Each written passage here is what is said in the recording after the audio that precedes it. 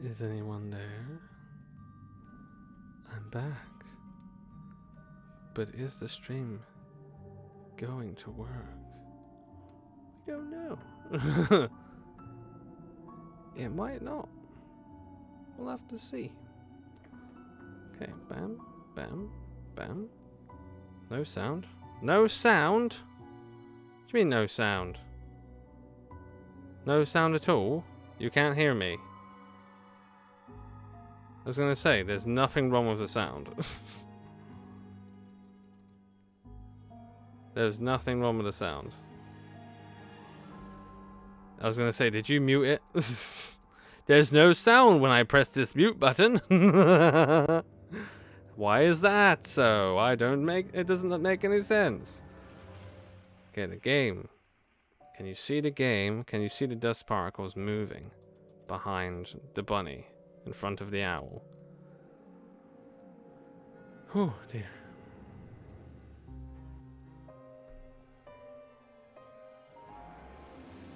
I can see a game of particles on Bun Bun. Okay. Okay. Now, if I go in the game, I'm in the game now. Can you still see the particles moving? Because if the particles aren't moving, or the mouse, probably means we ain't in the game properly. Can you see the particles moving?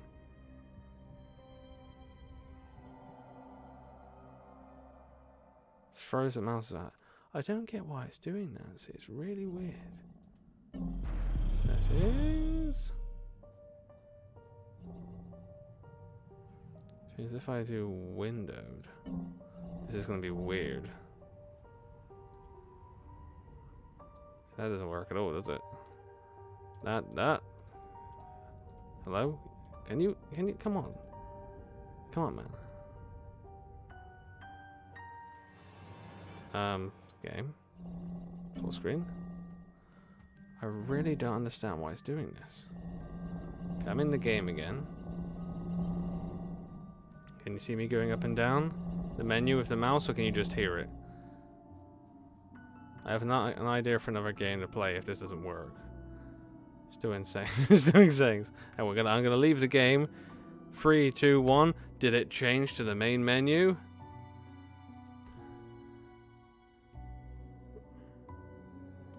Did it? Of course it did. Of course it fucking did. Come on. This game is really good and deserves to be played, but it won't let me play it. The bitch. You make me sad, game. I thought we were going to be friends. I don't say the game capture just won't capture it. Just won't capture it.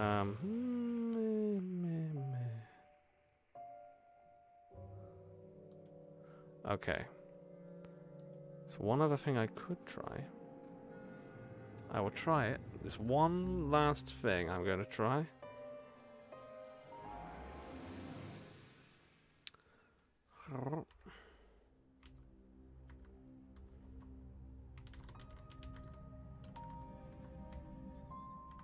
Okay. Let's see if this works.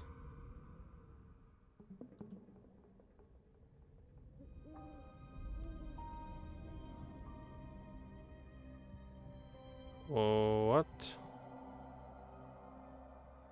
How is...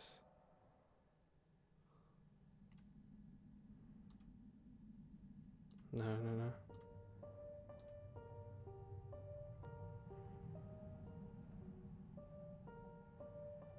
Okay, this might do it.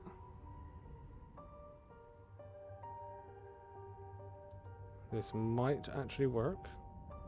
We shall see. Okay. Right. Right. Left. Right, left. Left, right. Okay. Particles are still moving. Right. I'm gonna enter the game again. Now, I'm in the game. Can you see the settings menu without me leaving the game? Is the settings menu now on? Yes. And my mouse is moving? Good so far. Okay, I'm going to go back. Did you see me press the back button to go back to the main menu? You see me going up and down the menu like this? Yes, okay. Big brain time. It worked. It fucking worked. This is promising. Okay, I fucking hope it is. Okay, now I need to copy that. Delete fucking that. That can die. That can fucking die. Okay, this tiny bunny one it's showing is it's not right. This is false. It's false. Absolutely false. Here we go. Move down to here. Delete this because it's shit. Okay. Okay, again. Back in the game again. Can you see the mouse going over the menu? Did I do a thing? Did I do a thing? Did the thing get dude? Am I a genius? Am I a very... A thing is what you did. I did a thing. I did a thing, guys. I did the thing. And the thing is good. Alright.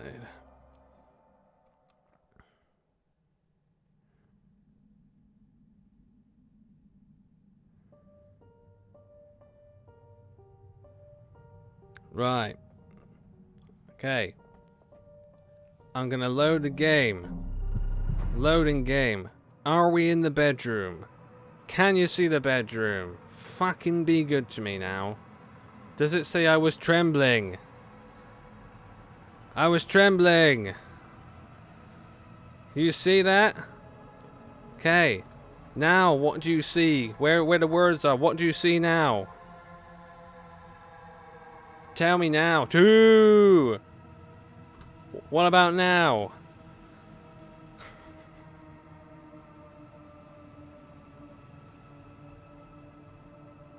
It's fucking working then. There we go. Beautiful. Finally, it's working. I did a thing, guys. I did a thing. I did the thing. The game is now going to work as intended. The only other question is, do you want me to start it again? Because you didn't see any of the stuff before. I'm fine with starting again if it's necessary. Or just go from where we are. You did a great thing. I did. The thing I did was great. Nah, let's not do anything else in case it breaks. Okay, so if I start the game again, I don't mean like start again. I mean like you know, go back and new game so you can see the bits you missed. That's what I mean. Not actually restart the game again. Or should we just carry on from here? It's just that you guys didn't see any of the actual game. I all for it. I all for it. Yeah, I reckon it'd better just to start again. Start again. Main menu. Up to you, man. I was listening anyway. Okay. Yes, I know. I'll lose all the unsafe progress. See if I give a fuck. Okay. Okay. New game. New game. Are you ready? Ready? Ready? Ready? Ready? Ready? Ready? Ready? Ready? Ready? Ready? Ready? Ready? Ready? Yes. Yes. Yes. Yes. Can you see the frosted window? And can you see the words, "The wind clawed at my window all night long"? Puppet my arms, I'm ready as fuck, as the kids say on the street. Yes! Okay, it's fine, it's full perfect then. Okay. Starting again. Okay, I'm gonna leave, hang on, leaving the game a sec, just see if this works. Hopefully it doesn't fuck up now. Right, okay. Shit. And back in the game. Does it say it wandered the fields and howled like a hungry beast?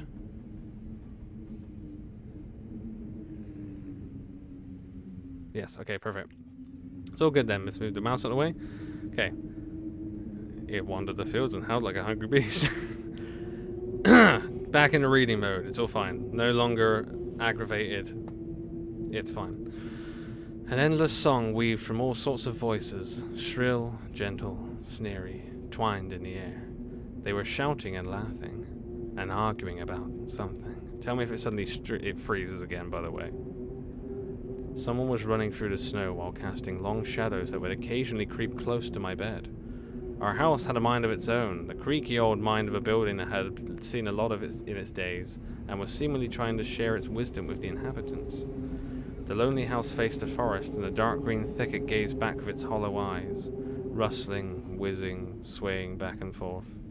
One could come out and stand at the edge of the forest to reassure themselves there was nobody behind the crooked trees. Fuzzy silhouettes swaying in the wind couldn't possibly do any harm. It's just a play of light and shadow. Just a play. I knew it was just my imagination. I was already 12 after all. Still. And yet, there be a fox. Episode 1, the owl will arrive. This is what I read before. No one noticed it didn't change. Crazy. I think you guys weren't looking. That's what it was. Hey. Actually, what voice should I do for the mom? I'm going to do Slippery Butterscotch for the dad, but what sort of voice should I do for the mum? Or like an accent? Because otherwise it's just me sounding angry. Unless you're fine with just me going, I'm stern. I'm a stern, strong, independent woman. Why is my voice so deep? Scottish voice? Why a Scottish voice for the woman? Strange. Really random. I mean, I could. It just doesn't make any sense. Because then wouldn't they all be Scottish technically? Just because, yeah. I'm reading too much into it. Why not? Exactly. Okay, hey, put away your book. Put away your book. How many times have I told you not to read at the table? It's bad for your health. Look at how slouched you are. Hide. No, not necessarily. Yes, you're not wrong. I didn't protest and put the book about Conan the Barbarian aside. I was stuck on a line I couldn't understand after reading it 3 times anyway. Tell me if my Scottish accent's shit, by the way. Ole had already finished her breakfast and was munching on some cookies. She was so enthusiastic she almost looked like your typical girl from commercials. You're not going anywhere until you finish all of it. I, on the other hand, was still trying to drill a hole in the plate with my eyes, as if it would make the porridge disappear. Hazy anxiousness welled up inside. It does actually suit it, doesn't it? It's a good idea, Foxy. All because of the previous sleepless night, the black forest around our house, and the gloomy wind. The longer I waited, the colder the lumpy white substance became. It looked like a jellyfish from the Cousteau Odyssey. I love that show. I don't actually know what the fuck that is, because I don't. I wonder how horrifying the bottom of the ocean is, or how cold the black forest is at night. The spoon fell out of my hand. Mum showered me with a cold, Scottish glare from her green, Scottish eyes. What did I just see? I'll get it. Oh, sorry. I'll get it. There you go. Lumpy with white, lumpy white substance. Dom, are you in this game? Scots love porridge too. Yeah, Scottish oats. Oh, good fucking porridge. I had 10 seconds to catch my breath before battling the nasty porridge once again. I felt around for the spoon.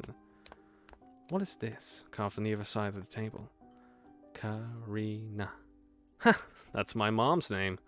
I guess she carved it out with something pointy when she was little. She sure was a rascal, damaging the furniture like that. She would scold me for a week if I did something similar, though. Fucking hypocrite. Should I remind her about it? Yes, tell the bitch all about it. No, she's been in a bit of a bad mood lately.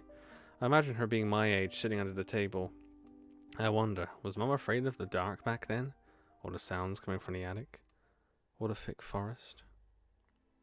This is what I was doing before. You guys didn't even get to see Grandma. Anyway, I imagine my grandma coming into my little mum's room, sitting at the edge of her bed, where Olia sleeps nowadays, and saying this in her soft, smooth voice. Tiger is a special place, little girl. It's watching you closely, sniffing you out, trying to discern what kind of beast you are. If you're a good sort, it won't abandon you in times of trouble. But if you're a bad apple, it'll grab you by the side and drag you onto the ground. What the fuck does Grandma look Serbian? To be fair, the game is supposed to be Serbian, I believe. That's the thing. That's why she looks Serbian. And that would be it. Grandma was caring. She never fought with anybody, never yelled, never swore. Those were the times without the maddening screams until late at night, without smashed dishes and mutual accusations. It might like Serbian, Russian, it's that area. It's made, I don't know for definite. Then my comment was insanely accurate. It was. Kind of scary. Our parents used to love each other back then.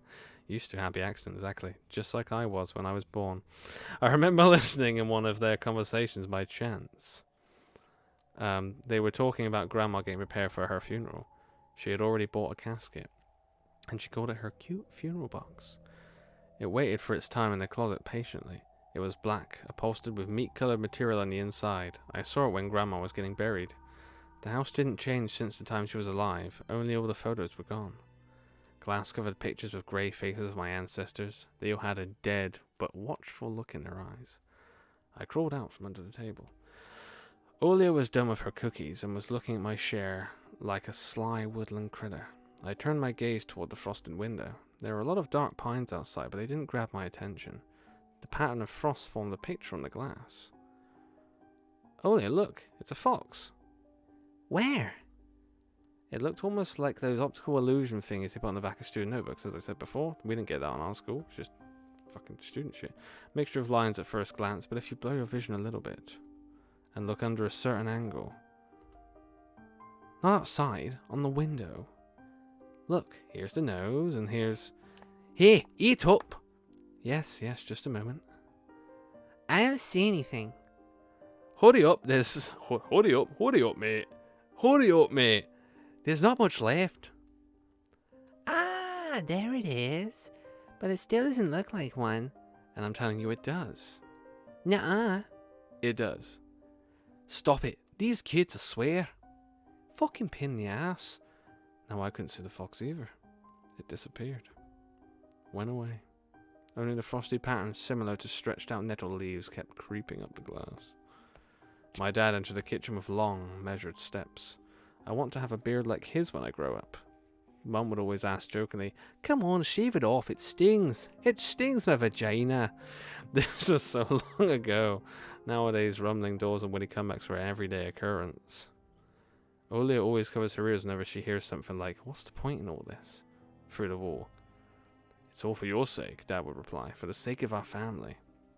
I always thought every sound in fear of hearing the most dreaded and deadliest word that started with a D. Dick. D-I-V-O. Devo. I don't even want to finish it. It was scary to imagine that me and my little sister could be torn apart and taken into two different families. Anyway, your fox is nothing. I have an owl on my window. You and your owl talk again. You said you believed me yesterday. Has anybody seen my car keys? Shut up, child. I remember leaving them on the windowsill. Right. Maybe you did, maybe not. You're a grown man, a father of two, and still... Karina, please. Stop. I am Batman. Just let me get ready in peace. Your keys are in the basket, near the phone. Phone? Well, thank you very much. Anton, stop making the martyr of yourself and finish eating already. But the owl. There was no owl. But there was one. It had giant glowing eyes. Olia sprung up from the chair and placed her hands on her little face, imitating a pair of eyes with her fingers the size of an apple each, like this, like I did before, like this. Last year you had papaya in your closet, and now this owl. But I saw it. Olia shifted her gaze back and forth from Dad to Mom to me, but couldn't find any support. Have you thought about befriending it? You know, like feeding it with imaginary mice. Don't bully our girl. She's just afraid to sleep alone because she's still little. Olia pouted her lips in rebellion and rushed into the hallway. The staircase that led to the second floor creaked. Mum gave Dad a strict look. And that look in her eyes. It's so uncomfortable to be pinned under that Scottish glare. Dad fucked off immediately. A minute had passed and the theme song from The Little Mermaid echoed through the house. It was stored on incredibly worn-out cassette tape which Dad already had to glue together once. It's so easy to fix objects by gluing them back together, for example. But how do you fix a relationship? Mom moved to the living room and I was left alone, anxiously stealing glances at the window. Okay, Olia had trouble sleeping ever since we moved to this house. She would toss and turn or curl up into a ball under her blanket. Sometimes she would jump up in the middle of the night and turn on the VCR. Cartoons helped to take her mind off all the troubles we had with the move and our parents. We just, Holy shit, what did I just do? What did I just do? That was completely by accident. How did I do that? Oh, it's because I could press control. How did that fucking happen? Hang on a sec. Let me just look at the backlog. All the stuff I just missed. How did I just miss all that? Fucking what? I was just trying to change the scene. Every time I press control, apparently it fucking does that. How weird. How weird. In our school we just had penises drawn on our books. That's true. Yeah, there's about Olia being the fucking... Oh, God, I'm so fucking shit at streaming today, like, honestly. You were saying Olia had the owl in the fucking window and stuff. You couldn't see it behind my head. Hang on a sec. Am I still... Yeah, I still got it on right. Whoops. Whoopsie. Okay, right. Control is the bad button to have right now. That's what I was trying to do. But I have to leave the game. I'll do that next time. Fuck. But yeah, Oli had the owl scaring her at bedtime, and then it was just me talking about being in my dark room and hearing weird sounds and music outside, like I said before. God's sake. How does this happen? I'll carry on in a sec. I've got some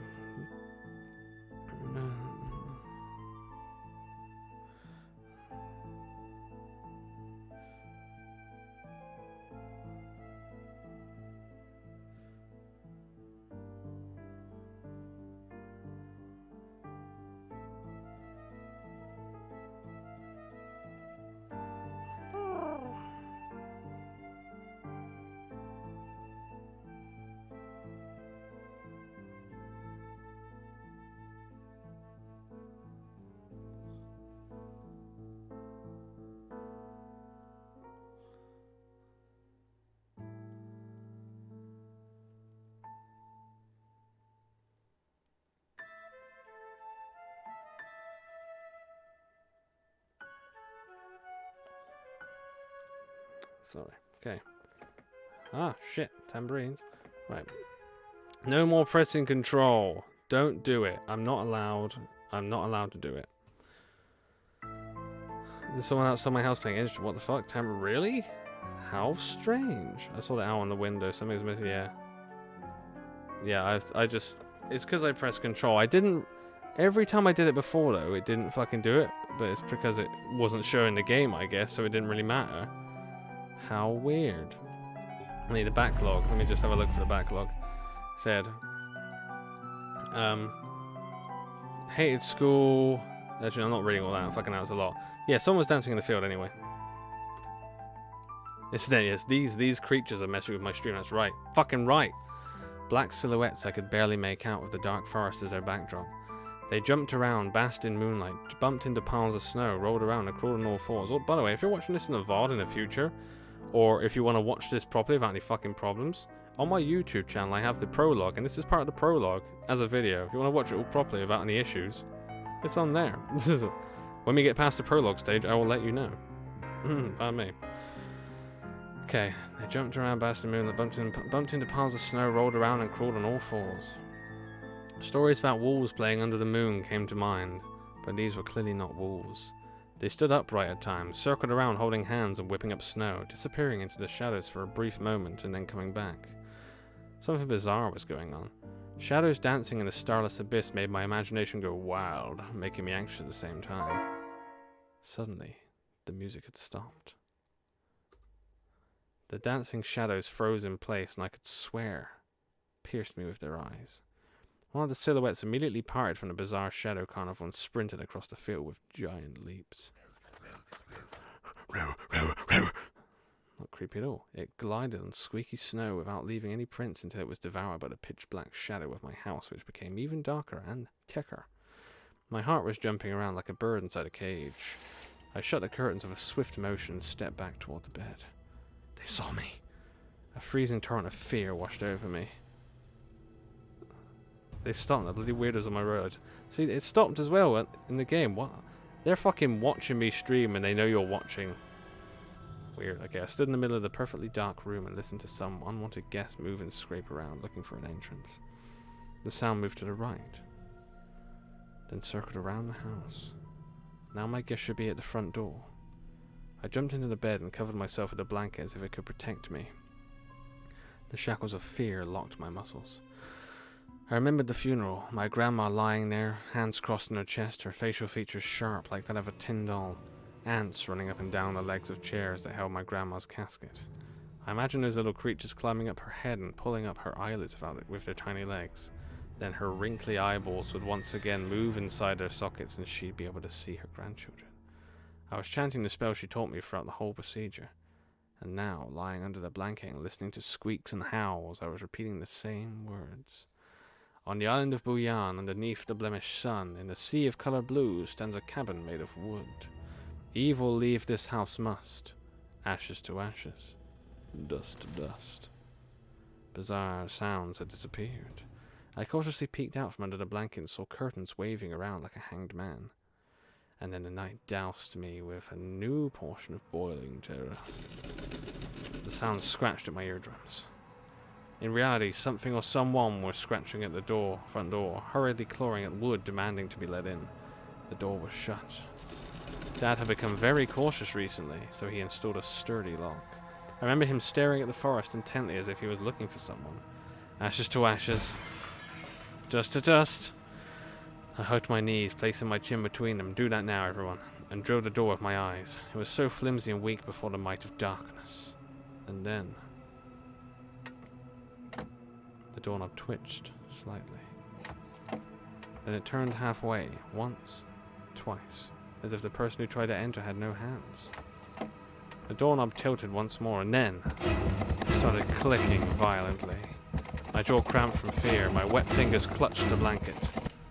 The door creaked and opened. The wind taunted me, moaning inside the tin drains. Now you'll see. The door was wide open. The darkness writhed inside the carnivorous mouth of a doorway. Tony. Hang on, what did I just miss? It was as if the night itself was calling out to me, flapping its black wings and squeaking with rusty hinges. Hey, look, this line's familiar. I was trembling, ensnared by the web of darkness that hung in the corners of my room, waiting for the one who weaved it to come out of the gaping black hole. Tony. My abdomen tightened and my chest rose up, ready to exhale a desperate scream. But before I was able to do anything, the darkness asked me, Tosha, you asleep? My sister's pale face protruded from the thick shadows. I almost screamed from relief. Olia? I'm not sleeping. Did something happen? Olia frowned and stuck out her lower lip. A clear sign that she was about to cry. It's there again, staring at me. Shoo her away, Tosha, please. I'm so scared. The fear that was tormenting me just a minute ago crawled away and hid somewhere in my stomach. I needed to calm Olia down. It was just a dream, silly. Don't be scared. Dreams don't bite. No one's going to harm you. Not while I'm around. Olia sobbed. She was trying her best to believe me. But was I sure myself? I have an idea. Let's go to your room and watch the video Sleeping Beauty, for example. You like that cartoon, don't you? Why does the Sleeping Beauty have a prince and I have this scary bird? That question took me by surprise. Alright, let's watch Cinderella. My thoughts became tangled. Oh, another good Disney film. Fuzzy. What was that? Got him. What studied me with its eyes while dancing feverishly under the moon. The darkness was clinging to the window, and it couldn't be fooled by Grandma's old chants. It couldn't be satisfied with a feast of lard and long ashen hair. Tosha, you coming? Yes, just a moment.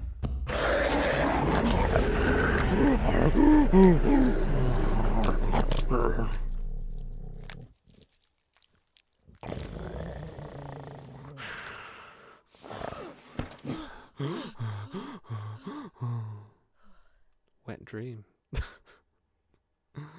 I mean, bad dream. Did that scare you guys? Did that bit scare you?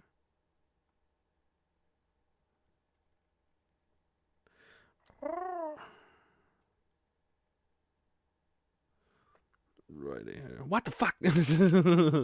I think that's a justifiable response. Gonna hop out of chat and cuddle Baz and watch for a while. That's alright, my friend. If you have anything you really need to say direly, then, just jump in and go, hey, I'm still here, but what the fuck? Okay. That's why I didn't want to laugh at Ola and her owl in the morning. Who could be visiting us here in the middle of nowhere? Hey, Baz, yes. Give Baz cuddles from us as well, Dom. We don't know anyone around here. So persistent. I felt extremely unsettled just from a silly thought that our morning guest could have come from the woods. I could barely hear voices coming from the front door. My mind was urging me to hide. In the closet. Under the table. Behind the curtains where Olia always hides. Tosha, come here. It felt like kettlebells were tied to my feet, but still dragged them toward the hallway. Actually, I didn't do her voice properly. A couple of policemen towered over me in the doorway. They smelled like frost and worry. What does worry smell like? Piss? My mum always winced and grumbled the moment she saw patrol cars. Worse than bandits. At the moment, though, she looked somewhat confused. Hello? The senior officer who wore a grim expression nodded. A boy has gone missing yesterday. His name's Vova. Look at this, please. Have you seen him? That was fucking Irish. Have you seen him? The policeman held out a photograph to me. Hello there.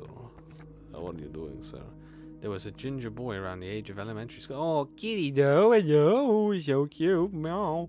Picture with a wall carpet as the backdrop. He had a striped cat in his hands and wore a wide smile. No, I haven't. Are you sure? Look closely. Where would I see him? I don't know anyone around here. I barely leave the house. Well, maybe you've seen him from window, no? That's right. That's right. Your windows look straight at the forest, don't they? The window. No, I haven't seen anything. I see. He sounded tired, but his eyes looked dead. His stare, long and heavy, was full of suspicion.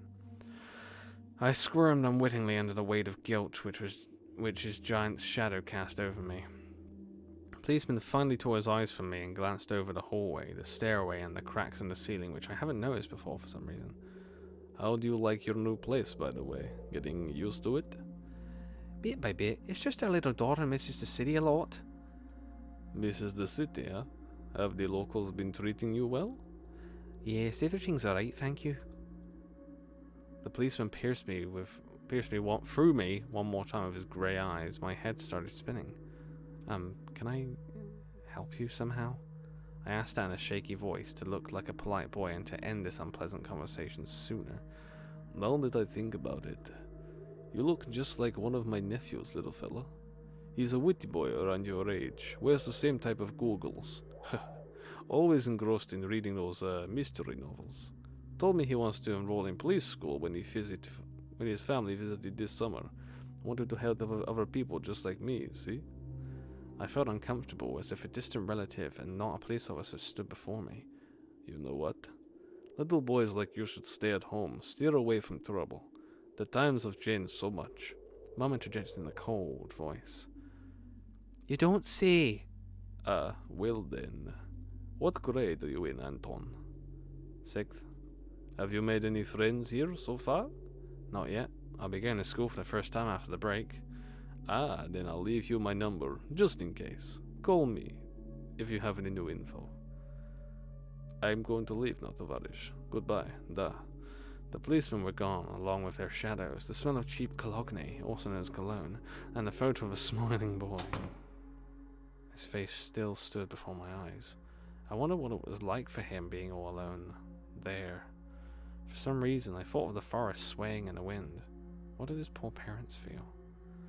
And what would my parents do if I'd gone missing? Would they cry and thrash around hysterically? Or would they accuse each other like they always do and forget about me, eventually? Mum, this Vova, did he go missing in our forest? Seems like it, poor child. I looked out the window at the road. The police UAZ drove off toward the village. The officer's nephew came to mind when I was splitting off old paint from the windows. I remembered all my teenage mystery novels from the Black Kitty series I read this summer. Your average boys and girls investigated all sorts of mysteries there. They looked for clues, spied on suspicious people, and after a set of amazing adventures, BAM! solved any complicated case.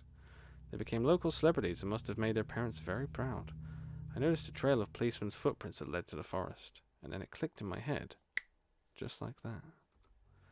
Why don't I start an investigation of my own? Maybe I'll find that lost boy, and I'll get a reward. Olia will be so happy. Not only Olia, Mum and Dad too. Maybe they'll even forget about their quarrels for a while. Maybe I'll even save us from the D word, dick. I fantasized about buying Olia a Tamagotchi and getting a cassette player and a bunch of tapes for myself. And a whole box of Kinder Surprise. I got them the other day for myself, even though I am late 20s. When was the last time our parents bought us any toys? Last autumn, I think. My dad had lost his job at the time. There's that annoying song about it. I had little to no idea what was the accountant's job like. They count money, I think. Neighbors used to envy us. But nowadays, Mum and Dad barely had money to afford sweets and would always divide a single chocolate bar between me and Olia. Sometimes I gave her my share too. No matter how much I wanted to eat sweets, she was still just a pipsqueak. I couldn't wait to go out looking for clues. I'm going outside. Yeah, right. You want the police to go around with your photograph next? The forest is so thick. What if the boy got snatched up by wild animals or something even worse?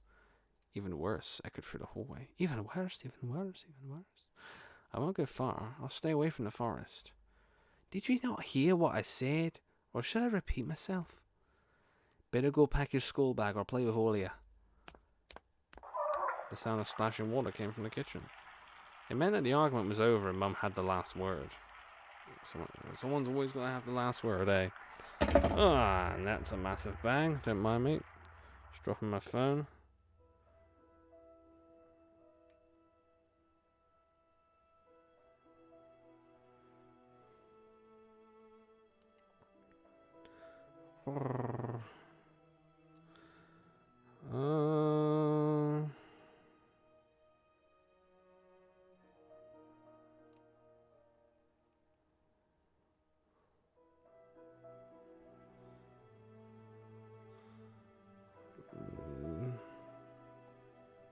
Excuse me. Hopefully this will stay up and not fall again. Yep, okay. Right, let's have a look around. Open this. The dark, stuffy closet. Mum says it smells like mice, but how would she know their smell? She hates when I stick my nose in there. She's afraid I'll cut myself on the freshly sharpened axe. And Olia can't even be lured close to it. She thinks Babai is living in there, whatever that is. I tried to help her fight her fears once. I opened the door and turned on a dim lamp so she would see there was nothing but cobwebs, Dad's tools, and scratched walls. She still didn't believe me. And I like to hide in the closet and listen to Olia count outside. 1, 2, 3, better hide from me. And then drag her feet on the creaking floorboards, hoping that she wouldn't need to look for me in the cramped monster's den. The eyeball will show me things I haven't looked at. That's what it does. By the way, Foxy, to answer your question. My parents prohibit me from making long-distance calls, but from time to time I really want to hear my old friends. Sometimes I would just pick up the phone and listen to the low hum of the zoomer and the distant crackling, imagining the wind howling and the ice-leaden hordes, or leaden, right? Okay, cross. Ding. This cross had seen so many people come and go in this house. It was black as if it was absorbed all human sin from long years it was hanging under the ceiling. After Grandma died, Mum was going to take it off and hang a horseshoe in its place as a lucky charm, but she cut herself with a cross sharp corner and almost fell from a stepladder. Dad called it a sign from above and ordered the cross to be left alone in its rightful place. As you would imagine. This top. Mum's peg top, a family relic. My mum played with it when she was little, then she gifted it to me. Olia was next in the succession line. The toy belonged to her now. She stared at the dancing spindle as if it could show her something, a fairy tale or maybe even our future. Now even my little sister was a bit too old for the old squeaky peg top. Okay, to the kitchen. Lie to Mum. Well, let's see what I can look at first. There's a calendar under my head if you can't see it. The decrepit and stain-covered calendar was once my favourite form of entertainment in Grandma's house. I remember waking up and running to the kitchen so I could tear off yesterday's leaf first thing in the morning, as if the coming day would get lost in the taiga forest without my help. One day closer to New Year's, one day closer to Grandma's funeral. I haven't touched this calendar for years now, until right now. Since the time they started writing dark and spooky death chants that only made me gloomy instead of funny proverbs and superstitions to be exact. I grabbed a dusty calendar leaf with caution and tore it effortlessly. Sadly, the spooky descriptions of my childhood was still there. 7 horses carried a log. If 7 can't carry, bring the 8th from a ferry. It will take it away and never come back. This is the fate the log cannot escape. I crumpled the grey leaf and threw it into the waste bin, hoping to get rid of the anxiousness that washed over me. It was spreading inside me like an ink stain on blotting paper. That's a pretty fucking good analogy, I gotta say. The radio? Emercom of Russia has declared a state of emergency due to adverse weather conditions. According to the weather forecast, a cyclone is moving toward the region. Expect heavy snowfall, blizzards, and snowdrifts on the road. Keep your eyes open and take care of yourself. That was my radio voice. Okay, the side of an old ocean freezer was checkered with my childish drawings, Mum's recipes, and all kinds of stickers from bubblegum with dinosaurs that Olia liked so much. Among that still life picture hung a piece of ruled paper with the phone number of the police officer who visited us. His name? Tikhonov Konstantin Vladimirovich. What a long name. Senior Lieutenant. Oh, it says First Lieutenant Tikhonov. I read inside my mind, looking at the officer's sprawling handwriting. A scrap of paper was held by 2 pieces of broken magnet from some old Soviet toy, and those pieces just barely covered up the numbers as if to taunt me. I leaned toward it to unveil the mystery and take the piece to a safer place where it would wait for its time when I would finally find Vova and be the first to call the police with the happy news. Anton! Mum's reproachful eyes stared at me. What do you need it for? Hands off, you'll lose it. Angering Mum was the last thing I wanted, so I lowered my hand. Okay, I guess it's time to lie to Mom. It was difficult to lie to Mom, but there was no other way for me to run away from home. Mom, something's wrong with the TV. The picture is dim and there are stripes all over the screen. Mum's face became visibly distorted. Ah, you're killing me here. So have you had enough of shooting those stupid ducks now? Told you the kinescope will go dim because of your console. Where will we find the TV technician in this hole, eh? Maybe it's just the settings. Please, go see for yourself. Strange. You worked fine this morning. Maybe the snowfall caused it? Mum rubbed her hands clean on her apron and went to Ole's room. Jam the fuck shit up, kid. Turn back. Okay. To the front yard. Go upstairs, Mom. I opened the front gate and went into the field. Carefully, so Mum wouldn't see me from the window. When I crossed half the distance toward the forest, the snow piles became as high as my knees, and I am quite a short child, 12 years old in fact, not quite a teenager. I remembered my nightly fears. I saw those silhouettes jumping around. They were jumping around holding hands. That hypnotizing music started playing in my head all on its own. In the light of day, those distant figures felt like a simple dream, because maybe they were. The sun turned my nightmares to ash, but the aftertaste was still there. Distant ringing in my ears, distorted shadows crawling on the snow alongside me, and a barely audible whisper in my head, blurry and almost kind. Everything was silent. So silent it felt like the world was totally empty. No ground, no sky, no parents, no Olia. The time reached its limit, a one-way trip that ended up the forest's piney stockade. Sometimes silence was much scarier than any scream. Our parents would scream at each other while arguing, and both me and Olia turned to stone listening to them. But then always came the ringing silence. Our apartment became numb a couple of days before we departed. It was hard to remember the last time Mum and Dad joked around, laughing, or spent time together, almost like all of it was in a previous life. When they kissed with Olia present, she always frowned and snorted in a funny way. But one day it all changed. Something important had left our home, and something scary filled the remaining void. It was as if a fire broke out and our parents were hurriedly packing our belongings, trying to save themselves and us. From who, though? From the people with dead, cold eyes who sometimes visited us in our previous home? The eyes that only saw balls of worms on the black ground and everything?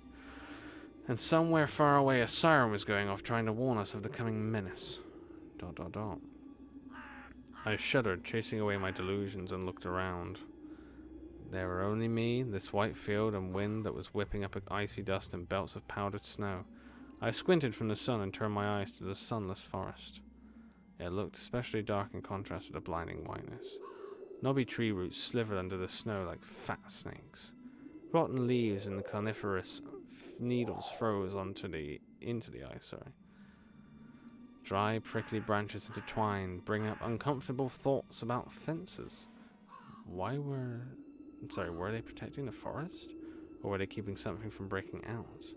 Some object was hanging from one of the pointy branches. I tried to get closer, drowning in snow. When I almost got to the edge of the forest, I saw a knitted mitten. A knitten. It looked like a wounded bird among the hungering semi-dark. Should I take it to the police? Their senior officer looked gloomy, but he still reminded me of Captain Casanova from my favorite TV show called The Streets of Broken Lights. He was always anxious with a tired look in his eyes, but still brave and strong. Would this mitten help him find the lost boy? Vova. I heard a distant shout. Looked like it came from the river. Vova. As if the trees were calling out to someone. Vova resounded closer to me. Someone was standing there behind the trees, hiding. Vova. It's not weird at all. I knew someone was looking for the lost boy, but still, something was unsettling about that figure. Its stillness, how it was bent unnaturally toward the ground. Its blackness. There's no one there, just branches and roots. It's all just my imagination. A nearby bird flapped its wings loudly. Probably a pigeon. I never noticed that. A shadow split from the tree and disappeared from my sight. I looked away for just a moment, but when I turned my gaze back to the same place, it was gone. So it was my imagination after all. Silence reigned for a painfully long time.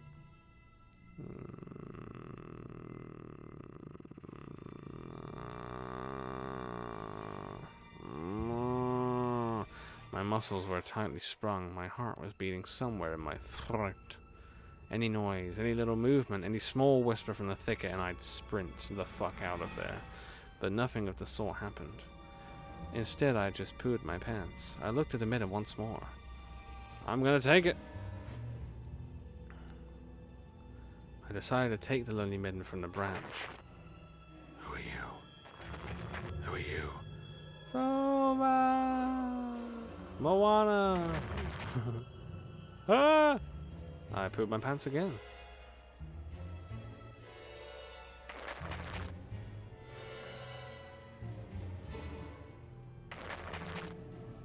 I stepped toward the branch slowly. It didn't budge. I pulled harder. The branch cracked and the mitten tore off, landing in my hand with a squishy sound. All too heavy, wet. I squeezed it without thinking, and something dark spilled from it, forming a tiny string between the mitten and the snow. Steam rose from the snow pile.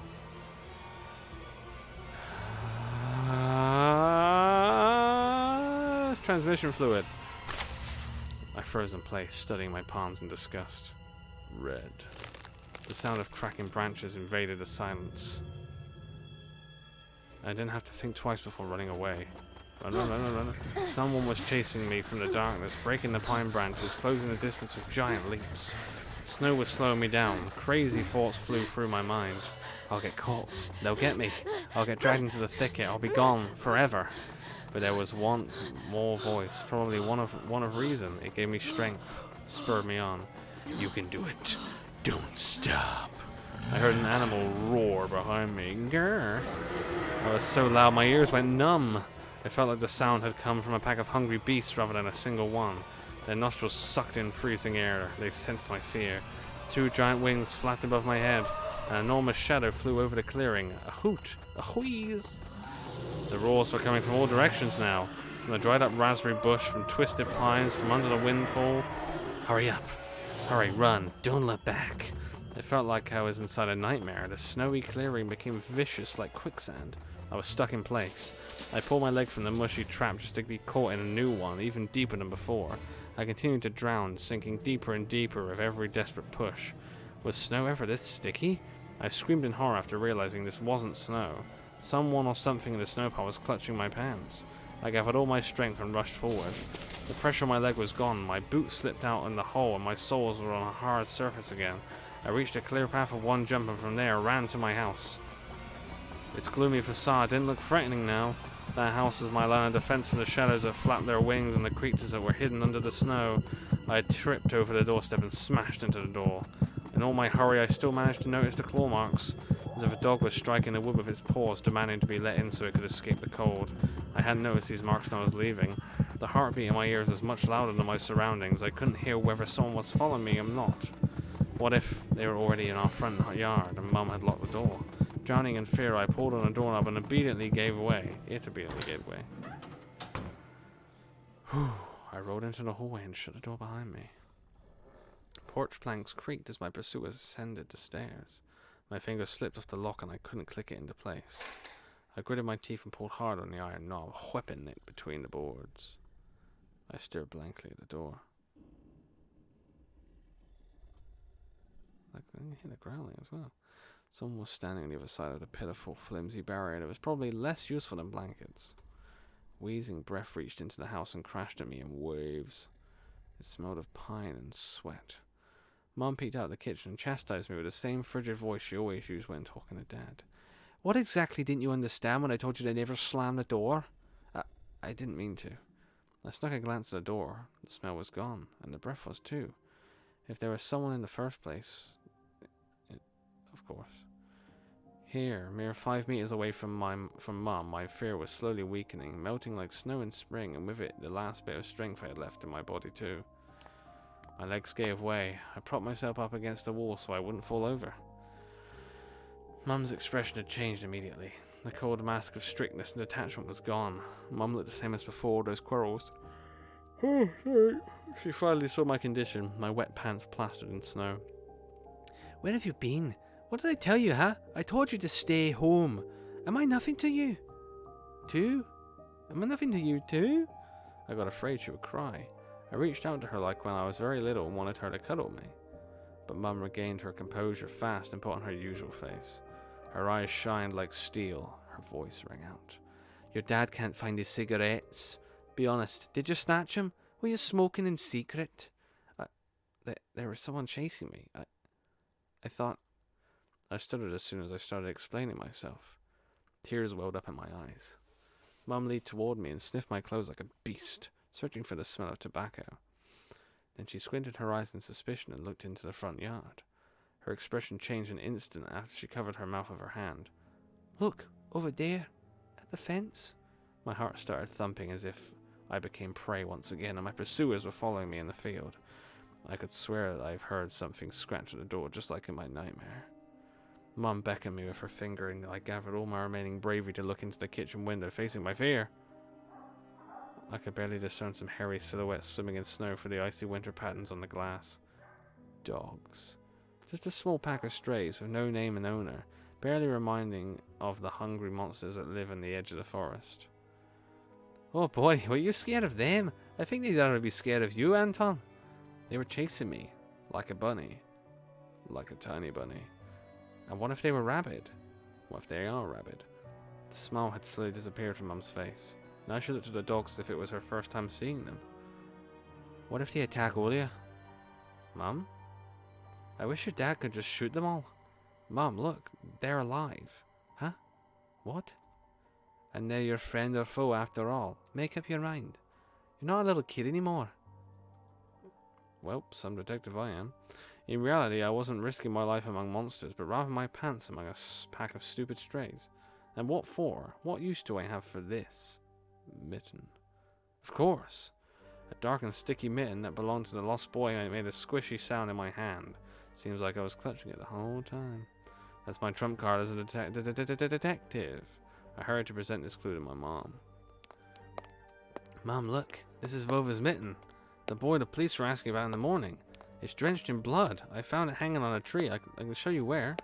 Let's call the police right away, like the officer had told us to. Mom, look. Ew. A shadow of doubt slowly crept onto Mum's contorted face, as if she was trying to remember something distant, like someone tries to remember their dream, but the images slip away. I hate when that happens. Stop at this moment. Olia will go insane if she hears you. She already has trouble sleeping and whines all the time, and you joke around like this. At that moment, I realized the mitten was actually wet from snow. There was no blood whatsoever. I wanted to sink. Sorry, I pressed space twice. I wanted to sink through the floor from embarrassment, I see. Come here, my boy, who cried wolf. And don't just stand there. Come take your pills. A golden colored pill. Ooh, reminiscent of a dead wasp. Ooh, fell onto my palm. I already took one during breakfast. Don't talk over me. I told you to stay home, and you... Dad would have given you a good whipping for that. Come on, take it, or you won't be able to sleep at night. And you have school tomorrow. So I had to swallow the bitter medication, drinking it down with similarly awful water that gave off a taste of chlorine. Ugh. Maybe it wasn't Vova's midden. Maybe it wasn't a midden at all. Just like the forest monsters. And Olia's owl. Am I going mad? What's happening to me? Either the pill had an immediate effect or my overexerted brain didn't let fear inside anymore. Serenity washed over me, bringing yawny indifference along with it. Anton, you've done? See, you can do it when you try. It too close to the cold. Are you asleep? No, Mum, I was just thinking. What about, I wonder? It's just something silly. Mum scrutinized me with suspicious eyes, as if she wasn't sure she was looking at her own son and some doppelganger in a clue from the forest. Is everything alright? You had the exact same expression when the policeman asked you about the window? I'm alright, Mum. She heaved a deep sigh. Fine. It seemed like the house had changed. The sofa's fabric had become discolored. Fingerprints appeared on the bathroom tiles. The light bulbs also felt different, dimmer and yellower. Even the saliva inside my mouth had a different taste. A melody from Aladdin could be heard from the upper floor. Olia was done rewatching her favourite Little Mermaid episodes and switched to the other tapes. I have to do that voice every time it shakes.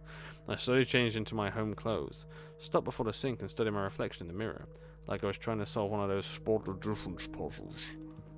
Then I went upstairs. Jafar and Liago's voices died down. I walked past Olia's room and slipped into my own. Okay, what have we got to look at? A fair bit, apparently. Monsters, ghosts, UFOs. The Encyclopedia of Paranormal Phenomenon from Rosamund Publishing. I've learned about the Loch Ness Monster, Medusa, Gorgon, and Bigfoot from there. Olia is always scared of the book. She could barely handle sifting through the monster and alien sections with me, but the middle part where they'd start to talk about ghosts really freaked her out. I even remember hunting ghosts after I read that book. I measured the distance between items on my table every evening and checked if they moved due to some supernatural force come the morning. They didn't.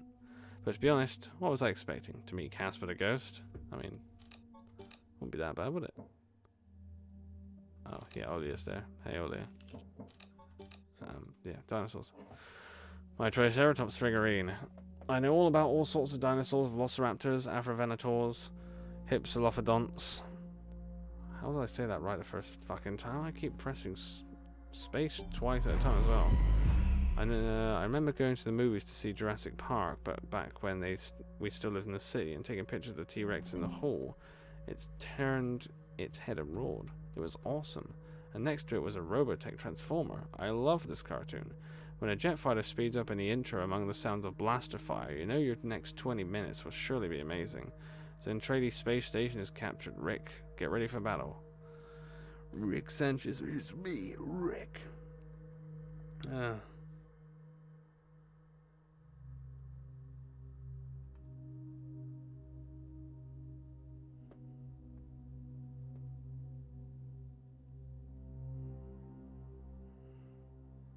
Don't mind me a sec.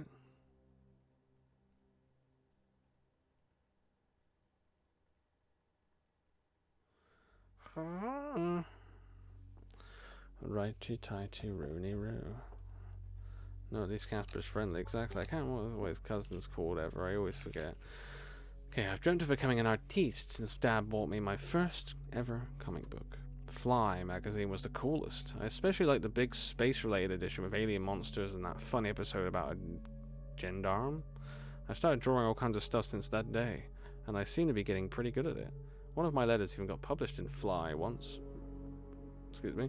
Maybe someday they'll even publish my comic. Okay, let's open the drawer. One of the drawers was empty. I had the mitten there. I hid the mitten there, sorry. Yeah, sloppy. This simple action drained the last bit of strength from me.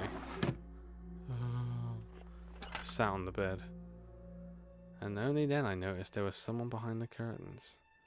My tired hand dropped to the sheets. Whether it was due to medication I took or the stress I underwent, the room began to contort as if the wind was blowing at the walls out like a pair of sails.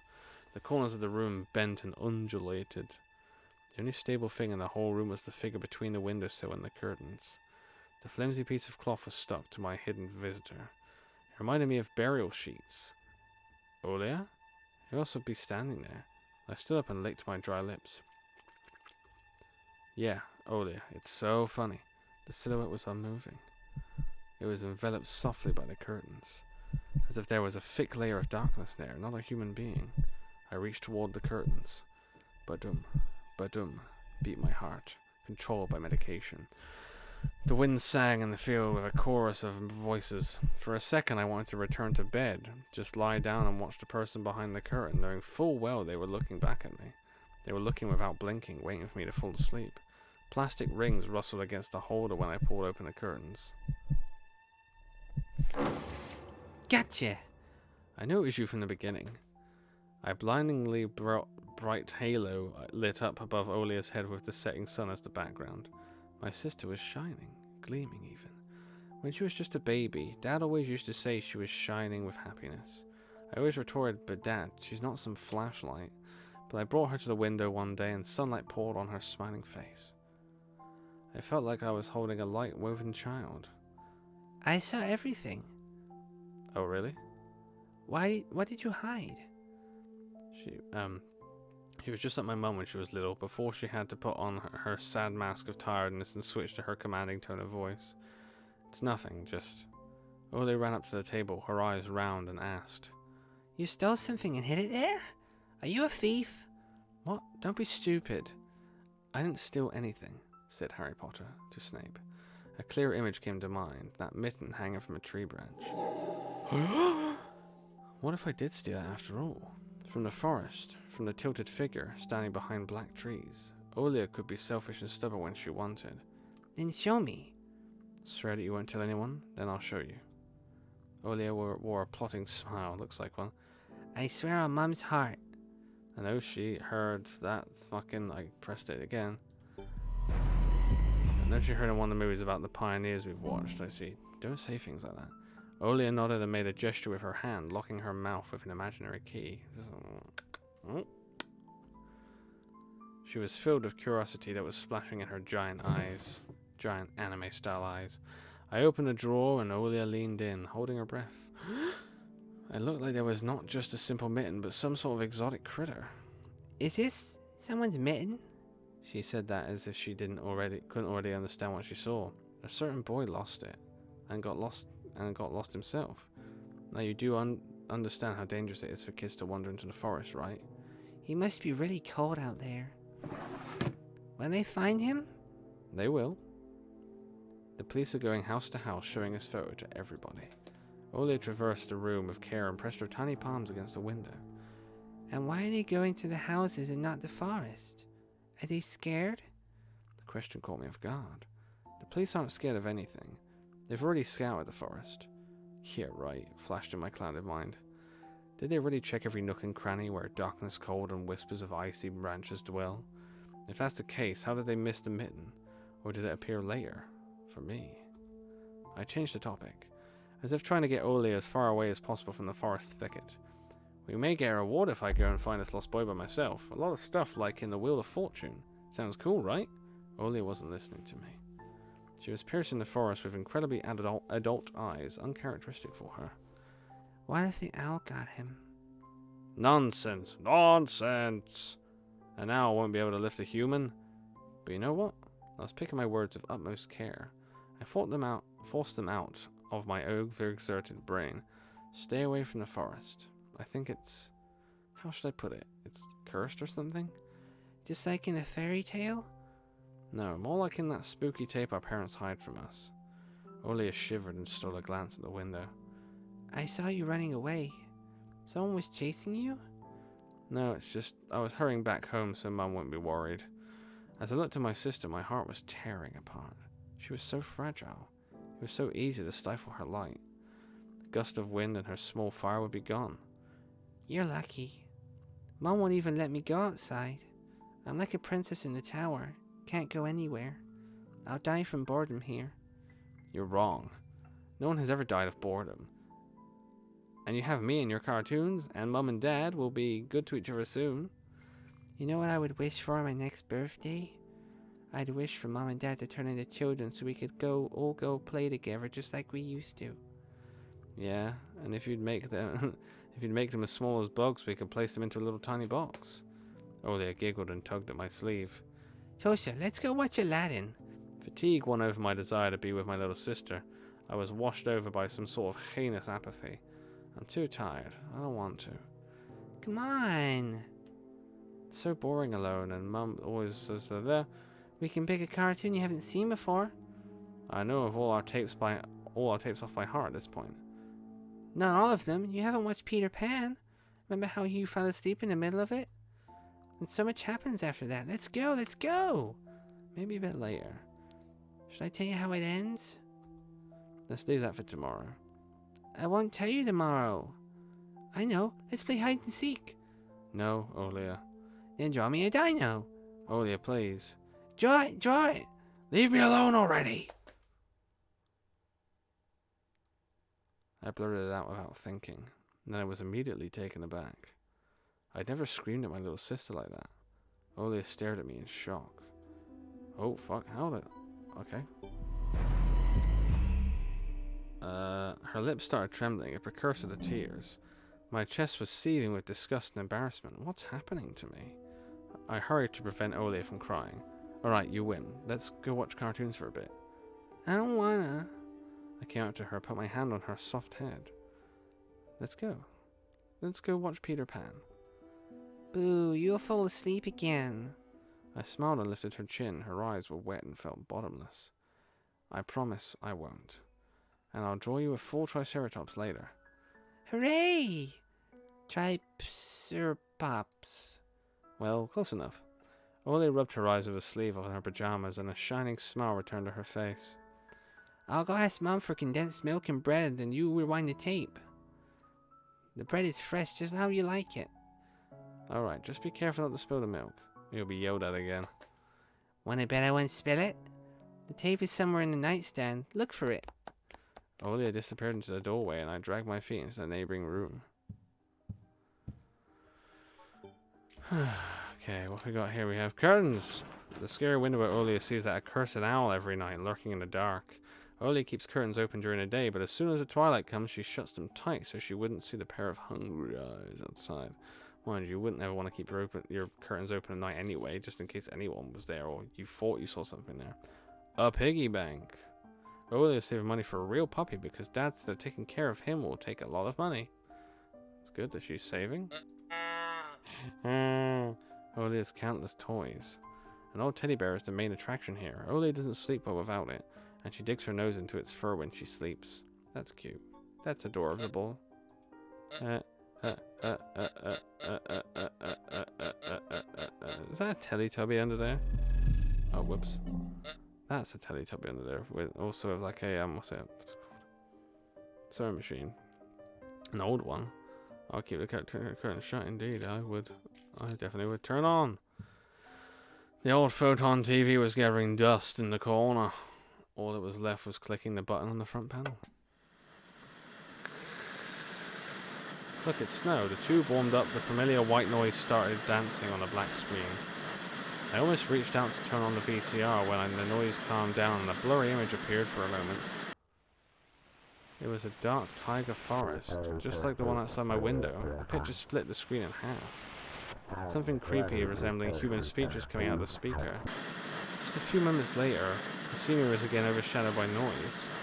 Did it catch some road signal?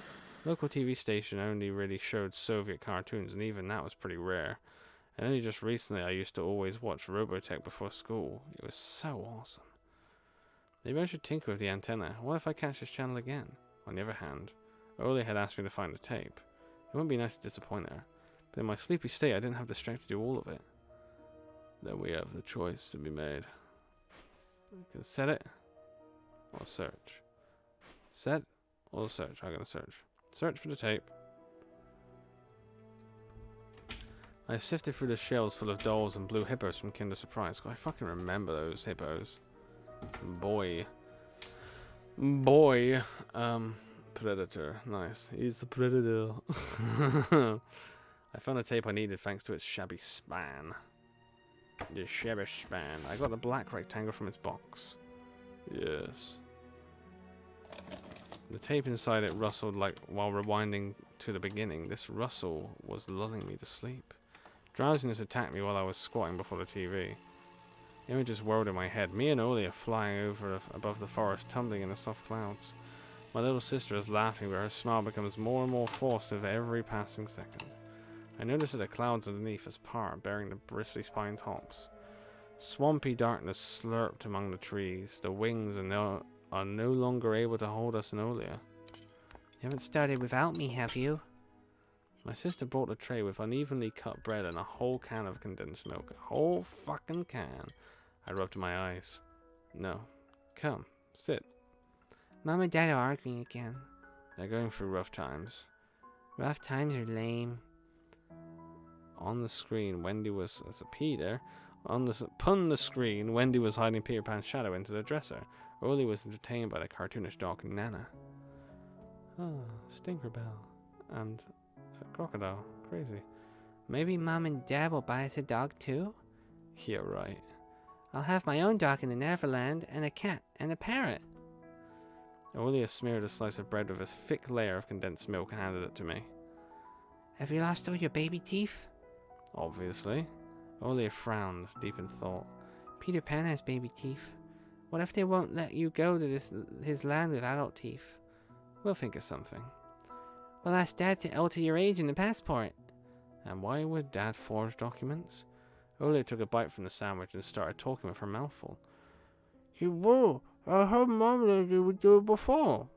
You've got ears as big as Dumbo's. Olia got worried and touched her ear. I smiled to myself. My little sister was silent now. She just devoured bread watching the adventures of Peter Pan, Tinkerbell, and James Hook. And if she got sucked into the fairy tale Neverland? To be honest, I also imagined myself there. In a land where no one ever ages, where no one ever argues over little things, where no one listens to fights and the sound of broken plates at night. I felt like I was dreaming with my eyes still open. Then my sister's scream pulled me back to reality. Tosha, shut the curtains. Fast. Why? No one's watching you. It's dark, and when it's dark, the owl comes. I'm scared. I got out of bed fighting my drowsiness and closed the curtains. But they're already closed. I will close them further. I did my best not to look outside toward the treetops, toward the tiger forest, which seemingly drew closer and closer. Of course, it was just a visual effect from shadows of branches scraping the snow. Tosha, Mom thinks I made the owl up. And Dad, too, thinks I'm a liar since I'm small. But the owl exists. Honestly it does. You do believe me, right? That it comes every night and... I swiftly grabbed Olia's hand and looked her in the eyes even.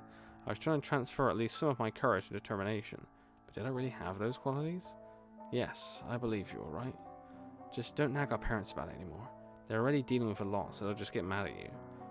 Come and tell me if anything happens. And don't look out the window. But it wants me to look. Doesn't matter. Act like it doesn't exist and never existed. Like it's made up. Just like Mum and Dad say. It will get tired of waiting and fly away.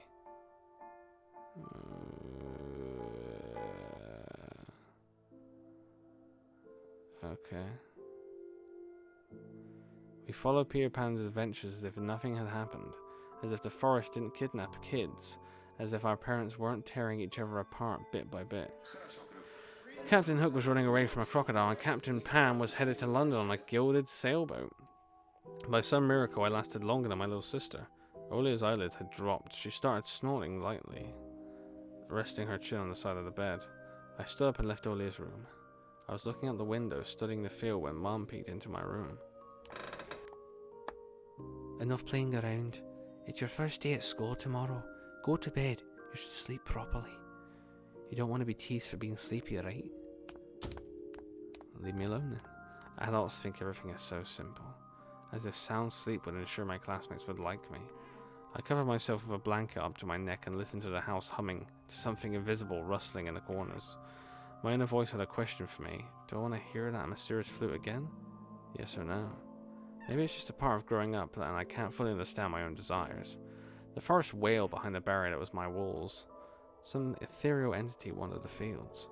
Branches shook as if calling for me. The wind howled on in the night. My thoughts were like annoying flies that entered my head before becoming weak and tangled. I didn't notice how I fell into slumber. It has come after all. The day I feared the most. The first day of a new school term.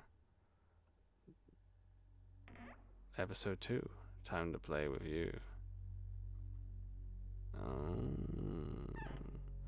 New school, new teachers, and most importantly, new classmates who I always have trouble connecting with. Like most other kids with glasses, probably. So there is actually 2 episodes now. Crazy. I forced myself to get out of my warm bed. Dad would usually drive me to my old school, but this morning the bedroom of my parents was silent. Did they sleep in? Maybe it was a good thing. I didn't want to get the daddy's boy reputation from day one. My parents were probably still tucked in, dreaming about the good old days when everything was so simple and easy. Sweet dreams, even if far removed from reality. I silently sneaked out to the first floor so I wouldn't wake up anybody, especially the peacefully sleeping Olia. I did my best to step on the middle of every floorboard. I used to play like this even in our old apartment. If my soles touched the space between floorboards, it counted as stepping into lava. How creepy this hallway looks now it's actually nighttime. Shit. The clock was spurring me on with his hands. I need to hurry. Faster. Faster. I was too fast, so I needed to circle the hallway once again.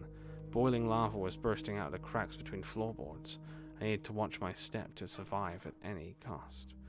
Hibbity hop like a frog jumping on molehills, like a fearful bunny in a grove full of wolves. I made a sandwich in the kitchen, shoved it down my throat, and drank it down with a cold tea. My appetite was as good as of someone being led up on the scaffold toward a guillotine. I lowered my gaze and saw that one of my feet was standing on 2 floorboards at the same time. Burnt to crisp, huh? I moved my foot. Disgusting little snakes writhed in my belly. The fear of getting hit and being called nasty names. The clock clicked. I need to go. It was dark outside, fitting for an early winter morning. This darkness never fully left the houses around here. I took my time tying my shoes, buttoning up the puffy down jacket, trying to delay my unpleasant exit into the semi-dark, into the unnerving unknown. I rubbed my glasses for good luck, though I couldn't remember a single time these thick pieces of glass brought me any good fortune. Oh, it is pretty dark still. Good morning. Good morning.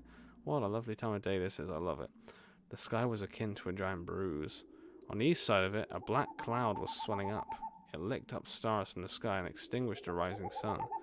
Darkness was plastered all over the treetops. The cautious cries of birds got tangled up in the thicket. I locked the front door with a long key that I wore around my neck. My parents made me wear this noose, afraid that I, being a total klutz that I am, could lose the key otherwise. The wind whizzed on the other side of the gate. It invited me into a new life, towards dubious adventures. What the fuck is that noise? And tagged alone like an old buddy pushing me in the back. Wide shadows that pines throughout covered a third of the clearing. Upon reaching the edge of the forest, I hid my nose in the coat's collar. I was squeezing through the thin fire break, my hair ruffled up and my back hunched over. Tall trees stood on both sides of the tiny trail. The snowy blanket rustled under my feet, and the canopy of intertwined branches above my head cut me off from the already sparse starlight. The night had no plans of moving away from the forest.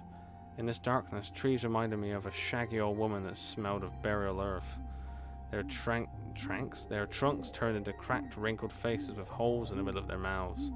If I lost focus even for a moment, mold-covered witches would drag me into the forest's depths. Then my parents would be walking around these parts screaming my name.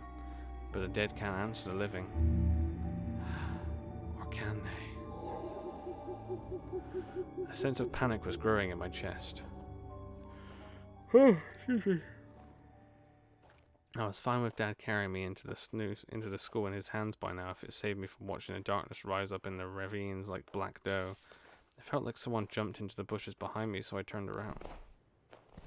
As soon as I started walking faster, I heard the snow squeak behind me.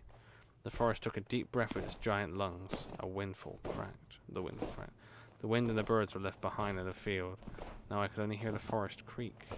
I walked listening closely, and the unseen presence grew stronger. as if someone was following me, trying to match the pace of my footsteps. I turned my head so fast it made my neck crunch. A tiny trail behind me disappeared into the darkness. Tree branches overlapped, forming a natural tunnel. Who's there? The question escaped my lips and dissolved into the unending creaking sound of the wooden idols, the pines around me. Why did I think going through the forest alone was a good idea? I've either gone mad, or someone had intentionally lured me away from home. Distant lights granted me a smidgen of hope. A country road. Take me home to the place where I belong. I ran there as fast as I could, as if afraid that the trail will shrink. Clawed hands will grip me by the shoulders, turn me around and make me look at the faces of hungry forest denizens. In the end, nobody stopped me. Somebody stop me! I didn't read that thing. It went off on its own for some reason. I actually didn't press it. Almost flew to the decrepit wooden bridge, disbelieving my luck. The bridge's supports bathed in a spring tarry and ice-cold tarry. I put my hands on my knees and looked up at the forest, and snorted, trying to calm my breathing. The figure was pretending to be asleep. It looked peaceful, lifeless. The remaining part of my commute lied through a snow-laden road, illuminated by sparse lamplights. Oh, light. This looks quite nice, actually. I chased away bad thoughts and ran as fast as I could from one circle of light to another, seeking protection from electric lamps. Just like in that game, where you need to be the first to proclaim, "I'm protected!" It's just in this case that protection was flimsy at best, with darkness writhing outside its bounds. Then I noticed something remarkably eerie. In a place where the light from an inclined lamp couldn't reach, a hairy, crooked shadow came alive with a guttural roar.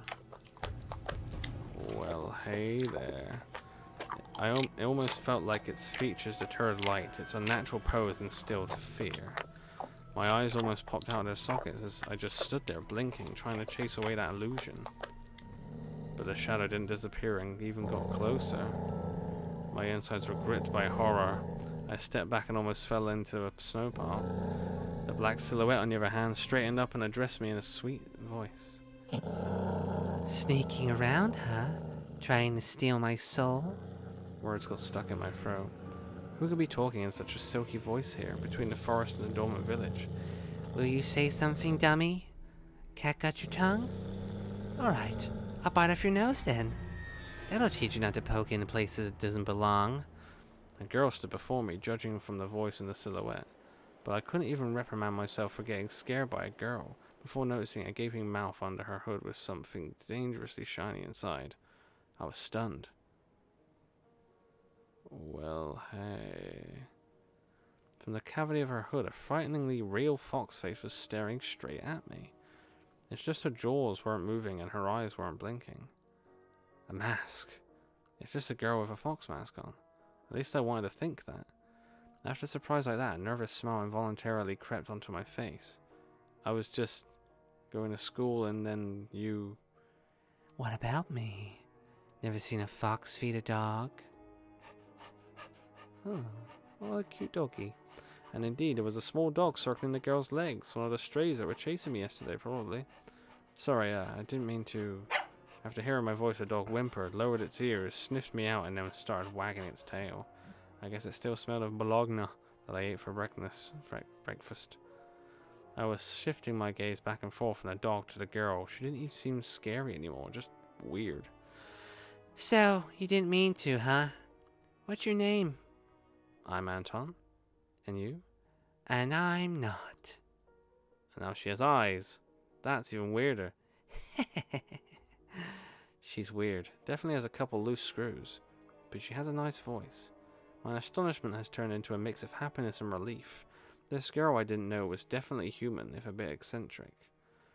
I was also a bit angry at myself. The foxy girl was walking through the darkness without problem, and I shuddered from every little sound. I could just walk away, but this girl had piqued my interest. Next time my police officer asks me about my friends at a new place, I'll tell him I befriended a talking fox. Do you live around here? In the village? The fox giggled and purred. She spun around so hard the hem of her coat lifted up. No, dummy. Foxes don't live in villages. So you live in the forest then? Have you been living under a rock? It's obvious the foxes can't survive anywhere near humans, as long as they're foxes. Her jokes were also weird. Just like her carnival mask, papier-mâché with fur glued onto it. The dog reminded me of the existence of a loud bark. It's so cute now, look, it's such a cute little puppy. I unfastened my backpack. Dad would sometimes throw food in there without my knowledge. Cookies, apples, or even my favorite crab sticks. Okay. He called it a gift from the bunny.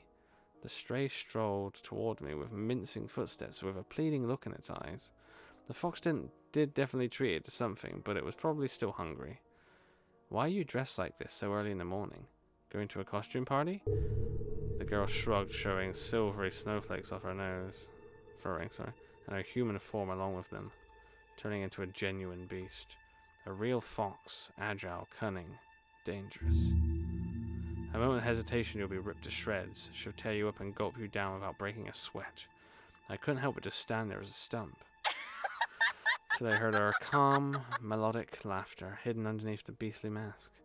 I wish you could have seen your own mask, sweetie. Huh? Did she say sweetie? I got embarrassed, went right up to my hair roots.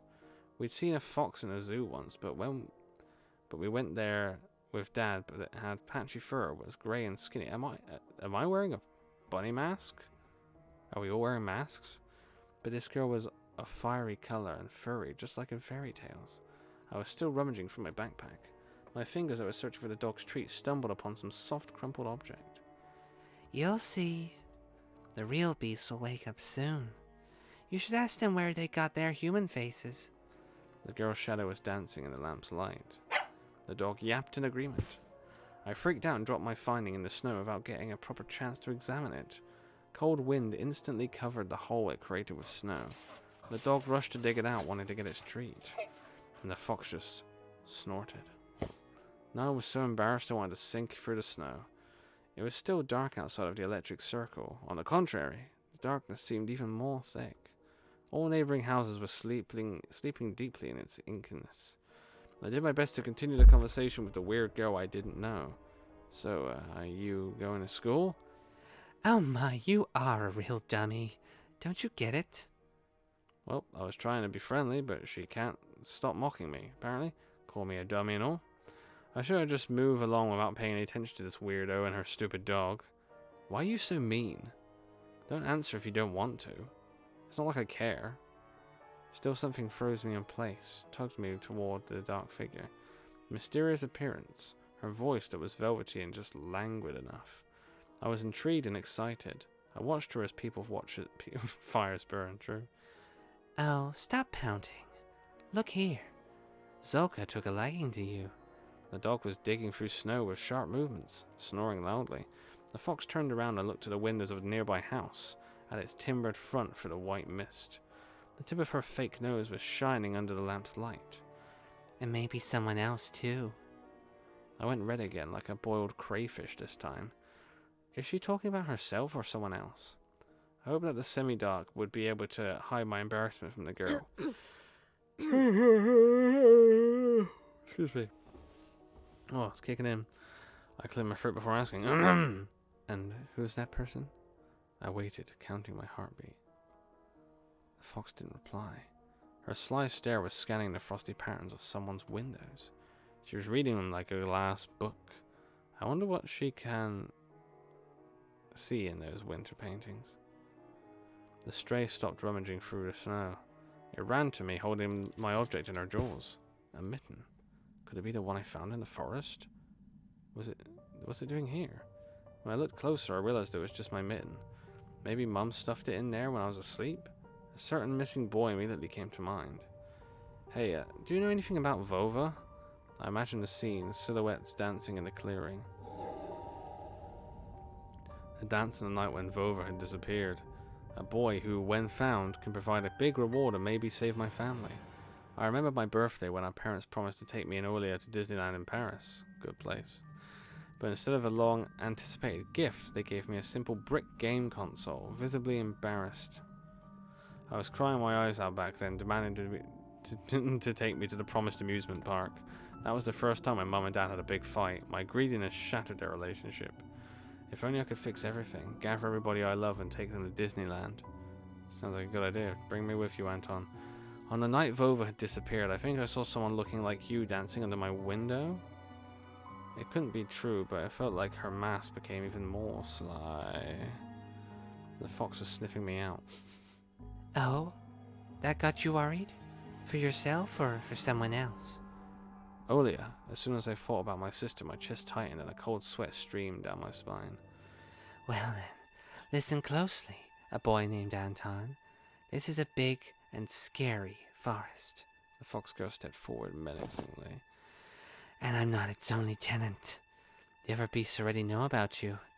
Beware, we'll come again tonight. I shouldn't have talked to this evil in child form, I thought, panicking.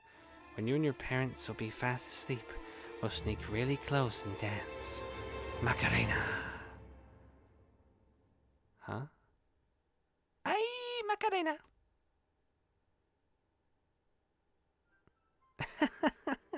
Look at you, your mouth is agape, Antosha. You saw me near his window at night. Yeah, right. Are you, by any chance, a dimwit? Nobody would let me go outside at that late. Children go missing here, you know. I touched the plastic frame of my glasses, puzzled by her silly joke. She got me scared to death. Hey, why don't you stop fondling your glasses? I was also nearsighted once. Listen to me and maybe you'll become smarter. Maybe what they call foxes? Sorry, remember, what do they call foxes? Cunning? My words seemed to hurt her. Oh. Hey, what did you... Sorry. Her laughter was akin to the jingle of a pair of silver bells. Just pulling your leg. Of course we're cunning. If you're agile and brave enough to befriend a cunning fox, I'll help look for your Vova. There's a reason why you're doing it, right? I shrugged in reply. Her insight was alarming. I know why children have been swarming our forest recently. Sometimes you can find a lot of interesting stuff there. One day I saw a huge pile of candy once and I swam in it until my jaws cramped. Pile of candy? I couldn't deduce whether she believed in what she was saying from the tone of her voice. I showed her another smile, a fake one this time. Boo, so wary. Well, what will you say to this then? Oh, she held out her hand in a furry mitten. Oh my god, Turbo. There was an assortment of sweets in her palm. In the city where I used to live, sweets like these were sold at markets or at kiosks. I saw my favorite bubblegum in a vivid wrapper among the tasty treasure. Was that a Turbo one? The familiar name was on it. Turbo, you're not going turbo, are you? Triangular fox face poked her nose toward me. Take some. My pockets are full of these. You should never take candy from strangers, surely. I think I would take one, but I wouldn't. If it was me, I'd take one, but I wouldn't necessarily eat it. Yeah, I'll take it. I accepted the treat and catching a whiff of the girl's smell. Fur, fireworks, and citrus. The smell of holidays. My fingers tingled while I was carefully unwrapping the gum. Peachy aroma entered my nostrils and something else. Something unfamiliar but pleasant. The fruity cube ended up in my mouth. I started moving my molars, chewing the gum. It tasted like your usual Turkish gum, only my tongue went a bit numb. I couldn't believe my luck after opening the insert. I looked at a Mercedes-Benz, an extremely rare and hence desirable collector's item for any boy from my previous neighborhood. My heart skipped a beat. I was barely able to tear my eyes off the insert, still stunned. What's this? What's this do? Oh, I added that to the glossary. That's why it popped up. This is... Now do you see what can be found in the forest? Still, I wouldn't go there alone if I were you. You get so flustered over simple bubblegum after all. Imagine what would happen if you find a travel case worth of these. It'll surely blow your mind. Unusual treats, just like everything else about her. I carefully hid the insert in my bag as if I was putting a rare butterfly in a can. The fox giggled. This is not how things are supposed to go on a Monday morning. Who are you? I refrained from asking that question. She wouldn't answer anyway, or she'll just lie. I really wanted to see what's behind her mask. I was becoming more and more sure that underneath it wasn't just a simple young girl. What if Vova also found a snow pile with sweets and is now rolling in it? Actually, what if he decided to stay in the forest? He must be so cold about his second mitten then. The wind caught her words like smoke from a fire and carried them deep into the darkness, into the creepy thicket. The trees behind me creaked with their bony branches. Or what if something happened to him along the way? Something terrible. The forest reacted to her words, became alive. It sniffed me out, perking up its ears just like a curious beast. The fox girl pierced me with her eyes again. Wild beasts? You find that scary? Well, I don't know. He doesn't know. Oh my, have I befriended a dunce? I don't like being called a dunce, yet being friends with her sounded nice. My grades are good. Really now? Will you come with me? Good grades, Anton? We'll find your Volva and you'll be able to ask him what he found deep in the forest. As long as you're with me, nothing can hurt you in the forest. You'll see. Worms of worry writhed in my belly. Better run, whispered my mind. I don't believe you. Do you take me for a liar? Whatever, you're just like everybody else. The girl sounded hurt, although I didn't know if she was genuine about it. She turned around as if she had immediately lost all interest in me. The gum felt bitter now. I remember my dad's favorite saying, "Where are your manners, son?" Where are your manners, son? Indeed, this fox was kind to me. Please, don't get mad. Foxes can also be nice, like in fairy tales. I just need to know what kind of fox you are. The girl giggled, hiding the nose of her mask in her hands. Then follow me into the forest and you'll get to know me. But not right now, when it gets bright. I mean, your whole body is shaking, you poor thing. I don't want you to get a stroke. Hey, let me accompany you to school. After hearing this, the dog barked in agreement and stopped messing with the mitten. I leaned in, trying to grab the piece of handwear that almost ran away from me. Well, if we're going in the same direction... We went toward the school and the lost dawn. Here and there, the lights came on in the windows of houses we passed as if their inhabitants were sending us warning signs. Silhouettes lurked behind curtains, dogs let out occasional barks. Spirals of grey smoke rose from chimneys, TVs bustled and dishes clanged in kitchens. We watched the village slowly rise from its slumber while carefully treading the snowy wheeled trails. I walked in the left one and she took the right one. The dog was following right behind us. I expected the fox to bring up something weird again, but she stayed silent all the way to the school, as if playing with me some game only she was privy to. She would only giggle from time to time when the dog sneezed from the snowflakes that fell on its nose. I was the first to break the silence. So, what's your name? Here it comes. Names, names, names. You people always need to put labels on everything. What name would you give a fox like me? I don't know, but I've read about Elisa the fox. Or Elisa. You know what? I don't mind. I'll be Elisa. I couldn't understand if she was joking or not. I turned around as if looking for an answer from the dog, from the dark sky devoid of dawn. My silent questions were left unanswered. The school's outline was already in our sight. A giant brick box stuck in the endless night. Light in its windows didn't bode well for me. The warden trees were guarding the schoolyard. Screams, childish laughter, and someone's whistling tore up the silence. I went here with Mum when we just moved and place looked cozy at the time. Empty corridors that smelled of polish. Puffy snow outside. Excuse me. Oh, crackle at me back of my throat. What? Second time I came alone to get the books and just kept on imagining my peers rolling down the railings, grade schoolers running to the library, and teachers marching down the corridor with the air of self-importance around them. High schoolers were smoking at the entrance in track pants and wool caps perched on their foreheads. Their appearance destroyed the last hopes for a cozy school.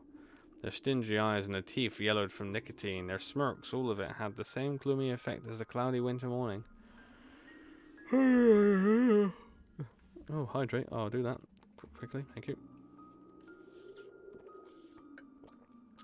Absorbed by my thoughts, I completely forgot about my companion. I'll wait for you at the backyard after school, near the Hanged Man. Near what? She just ignored my question. Don't be late. I hesitated. Blowing hot and cold again. Mum always said that when I would have trouble choosing between two options. Thinking about Mum helped to reply. I'm going straight home after school. Well, Antosha, I'm going to let you off the hook. But the others will creep up to you with their smiles and sink their teeth into you. Won't be able to shake them off as easily. Remember my words. Oh, a cute yawn. The fox opened her mouth in a wide yawn. What kind of trick is this? Someone running in the distance called out my name. I instinctively turned around. A huge snowball whizzed past my shoulder and hit the dog. How rude. It whimpered and ran toward the spring. The darkness devoured it. The fox girl was also nowhere to be seen. She dissolved into frosty air. Or was she hiding in my shadow? I gulped and swallowed the gum. Oh, unlucky. Taking a deep breath, I went toward the school, toward the cutlets and dough, toward the light raining down onto the snow. It rhymes, so you know. Right, what I'm going to have to do, because I'm tired, and this was supposed to go a lot quicker, but obviously the stream was having a pain. I'm going to probably end here. Hang on, let me read this then. There was a fresh-looking Volga parked nearby with one of its front wheels perched on the icy curb. Black like soot, I suppose. It was straight out of a horror story Dad loved to tell him when we hit our attic during a thunderstorm. Remember him always wearing a sad smile while mentioning the black car that snatched children? Pardon me. He would say, "It looks like a funeral car." It looks like a funeral car on the inside. White curtains and all, and it has DSC in its license plate. Do you know what that means? Deaf to Soviet children. Funny, I was born in USSR too. Right, okay. What I'm going to do, I'm saving it. I pressed the wrong button, what it was. I'll do it here, just because I can. Cool. I did it. Well done, me. A black Volga. Cool. Oh. Cool. Okay. Right, but anyway, as I said, ba-boom. Nasty boys throwing the snowball at the dog. Exactly, I agree. Right, because of, like I said, I'm probably halfway through like what there is to play in the game now.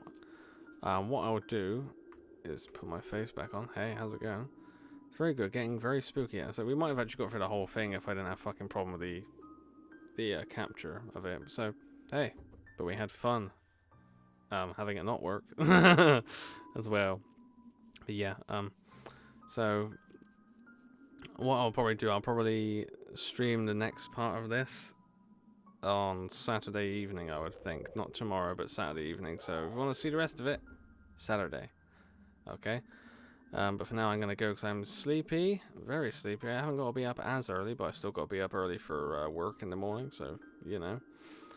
It's just one of those days, one of those things. And my, clearly me yawning and stuff, my tablets are kicking in. And my eyes are getting heavy. Not really sure if you can see, but I can feel them. It's like, ugh. But yeah, so I'm going to, gonna crack on for now. Be there, devil. Okay, cool. That's good. I'll crack on for now. What I'll do is I'm just gonna leave this music going until it ends, because it's just nice to end it with this music. So yes, I'll be back tomorrow evening for another stream of whatever I decide to play. It's be Fantasy Friday now, as I'm gonna change it to. I need to change all my actual about info on the channel as well at some point. So it'll be some sort of fantasy game tomorrow evening, and then I'll probably, because it's story time Saturday, I'll continue playing this because it is a story game and a horror game. Therefore, it fits the theme anyway, and I'm not actually going out the way of the theme, and we can get to the end of it soon.